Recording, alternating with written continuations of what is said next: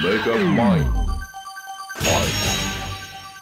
So y'all really seem to like that video I made about TF2 weapons with weird little niches. It didn't light the world on fire in terms of views or numerical reception, but in terms of comments and feedback, it's been one of my best performing TF2 videos ever. So I figured I'd give the people what they want and make a follow-up. These are even more TF2 weapons with weird niches. Weapons that feature small, oftentimes completely conceptual, specific use cases that might not be completely obvious to people without the specific breed of brain rot that longtime TF2 fans have. I want to stress that I tested and recorded every one of these in actual TF2 matches against actual human players, because if I couldn't put them to practice in casual, then what would be the point in peddling them to you? That said, let's roll. So starting out with an immediate follow-up to something from the first video, we're going to be talking about the Natasha and Brass Beast's damage resistance again. In the previous video, I discussed how it allows heavies to survive very important damage thresholds like demo pipes and sniper quickscopes. However, what I was not aware of was that in man vs. machine specifically, it also allows heavy with full blast resistance to survive even a Sentry Busters explosion. I could genuinely see this coming in handy in an MBM match due to how popular the Brass Beast is and due to how much it restricts your movement. So if you're ever rocking full blast res and can't get away from a Sentry Buster, just rev up and face tank it and move along. I try to avoid talking about MBM in these kinds of videos specifically due to how different it is as a metagame, but in this case, I guess you could say I just couldn't resist. Next up is another follow-up from the previous video, this time talking about the Equalizer. I mentioned previously how the Warrior Spirit deals the highest per hit melee damage in the game, and many people were quick to point out that in practice, the Equalizer actually eclipses it when the soldier has low enough health and deals the true highest amount of per hit damage in the game. It deals slightly more damage than the soldier is at or below 52 health, and a whopping 107 per hit at exactly 1 HP. In practice, actually hitting someone with the Equalizer while at 1 HP is exceptionally rare and unlikely to happen in an actual match, but if you're the kind of person who fancies some risk versus reward playstyles, this is basically the king of them in TF2. Also, some people mention the half Zatoichi against fellow users of the weapon, and Spy's backstabs dealing more damage as well, but I don't tend to count those as they're more dedicated instant kill mechanics rather than concrete damage numbers. In this house, we obey the laws of damage numbers. Back to heavy for a bit, I want to talk about a funny little item synergy that may go unnoticed to the average player. We all know that the fast gloves reduce heavy's maximum health as he has them pulled out, which significantly reduces their usefulness as a rollout tool. That said, if you combo them specifically with the Dolichos bar, then you can actually pretty comfortably offset this. Eating the Dolichos bar while your max health is drained by the fast gloves will actually cause some kind of incredibly fucky interaction where they'll massively rebuff your drained max health, oftentimes getting you back to around 300 in a single use. This is actually really fucking useful in a casual environment and allows you to get back in the fight after using the fast gloves much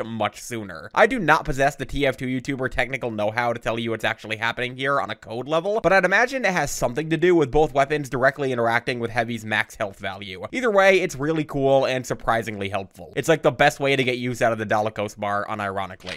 So, you know the Diamondback, right? That incredibly infamous spy revolver that gives him the ability to fire off 102 damage critical harpoons from across the map at anyone he sees fit. Well, what if I told you that this weapon had a very specific bug that made it even more stupid? Let's say you start the round with any other spy revolver equipped. You step outside of spawn and switch to the Diamondback, but don't touch the resupply cabinet to actually equip it. Next, let's say you run outside and get a backstab or two. Finally, let's say you run all the way back to spawn and touch the resupply cabinet. Well, by golly, you've got a free Diamondback crit. Yeah, by using the resupply cabinet to switch to the Diamondback after securing a stab with another revolver equipped, you can actually store potential Diamondback crits. This is a bit niche as it requires very specific setup at the beginning of each life and requires running all the way back to spawn, but if you're playing on a map where the fight is close to your spawn and you remember to do the setup each time, then all this really requires is playing spy normally with the revolver of your choice, switching to the Diamondback after, and then touching a resupply cabinet. So the Diamondback keeps eating. The TF streets are unfair. And hey, while we're talking about spy weapons of dubious balance, the red tape recorder exists. This thing is often considered one of the worst weapons in TF2, only ever equipped as a part of a funny meme loadout that requires you to stand around and do nothing. I'm sorry, engineer, we have a job to do. Observers observe, they don't get involved. That said, this thing does have one concrete positive over the stock sapper, and it's that upon sapping a level 1 dispenser or reducing a dispenser to level 1, it'll actually instantly remove all of the stored metal from that dispenser. This is incredibly BM and really only exists to make engineer players very upset, but it can genuinely help delay his rebuilding process and keep him from face tanking his buildings to the nearby dispenser. So it actually can come in pretty clutch in the throes of an impactful push. Good job, red tape recorder, you're winner today. Next up, I want to talk about the Claymore. This weapon is primarily known for being being the goon material for dedicated shrimping enthusiast Demo Knight mains, but it does have a bit of a hidden upside aside from that. The Claymore's longer charge duration serves a double purpose, as it actually extends the effective duration to land a guaranteed crit with a charge on one of Demo Man's shields. The game doesn't adjust the active window for a guaranteed crit during a charge with the Claymore, and instead just adds the extra charge time into that window, meaning that you get a slightly longer opportunity to score a guaranteed crit at the apex of a charge using this weapon. This is pretty cool, and gives the weapon's longer charge an even more applicable use case beyond enabling funny Demo Knight montages. It's very neat. Next up is one that I was unable to demonstrate in an actual match due to it relying on the hubris of enemies, but I can confirm that it works. Fun fact, the Fists of Steel allows Heavy to survive most of the game's taunt kills. The vast majority of taunt kills in TF2 are resolved internally as bullet or projectile damage, and deal exactly 500 or less points of damage, meaning that a Heavy with the Fists of Steel out and maybe a slight bit of overheal can weather an enemy's Hail Mary achievement farming taunt kill with health to spare. I don't see this actually happening too often in an actual match, but if you're ever on like 2 Fort or something and want to scare the hell out of some hapless free-to-play, stand around with your Fists of Steel out and see who takes the bait. Send me a clip if it does happen to you.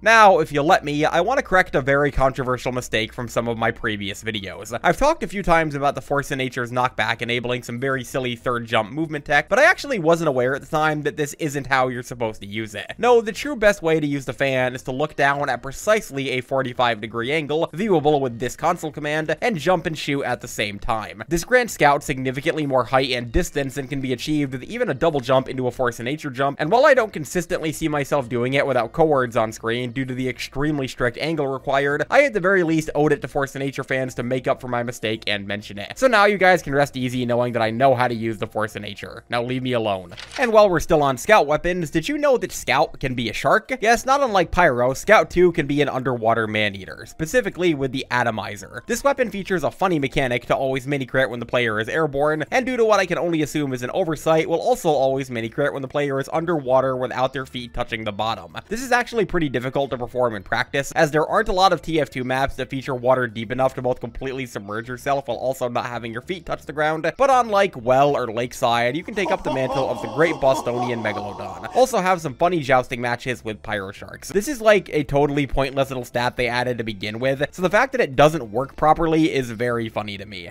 As our second to last weird little niche for this video, the direct hit. I feel like most people recognize the direct hit as the premier one-shotting weapon in the game, being capable of just deleting light classes at close range. However, did you know that with a crit, this weapon can actually one-shot heavies as well, with some change too, which allows it to even one-shot through the Brass Beast and Natasha's damage resistance. This is, as far as I know, the only non-sniper, spy, or 8 sticky trap attack in the game that does enough damage to do this, and is all around very funny on the rare occasion that it happens. Heavy can get deleted in the same way as any given light class. Not so giant after all, are you, big man? And because we closed out our previous video with a funny strange farming method, let's do that again. Soldiers' banners have a funny oversight where they gain points and level up in matches against non-human players, including both bot training and even man versus machine. This allows you to easily farm these items by just playing against easy mode bots or really hard locking soldier in MBM, and I think they're the only weapons in the game capable of doing this. So if you don't remember anything else I said in this video, make it this. The strange counter on anyone's banners is completely pointless and means nothing. So just like pretty much any other strange counter on any other weapon. And there we have it, some more TF2 weapons with funny, weird little niches. I'm always down to make more videos like this, so if any other ideas pop into your head for something like this, let me know. I actually did use a lot of suggestions from the previous video's comments for this one, so let your voice be heard. Either way and regardless, thanks, hope you have a fantastic day before, during, and after watching, and I'll catch you all later. Cheers!